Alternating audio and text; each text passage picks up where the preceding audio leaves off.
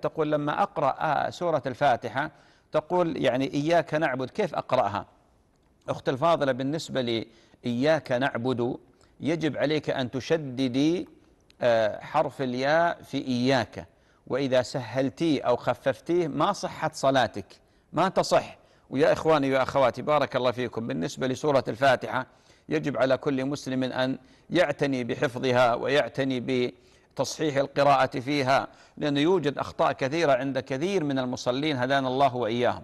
ولذلك أخت الفاضل إذا جئتي تقرأين إياك نعبد تقول إياك نعبد، لأن أصل حرفين، حرف إياك حرفين فشددت، فالآن الرسمة حرف واحد لكن هي حرفين، فتقول إياك نعبد وإياك نستعين.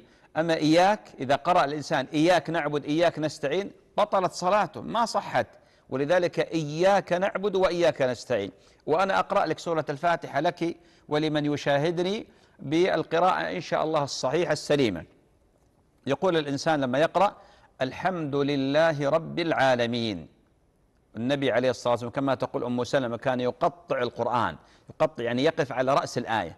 الحمد لله رب العالمين الرحمن الرحيم مالك يوم الدين إياك نعبد وإياك نستعين اهدنا الصراط المستقيم صراط الذين أنعمت عليهم غير المغضوب عليهم ولا الضالين.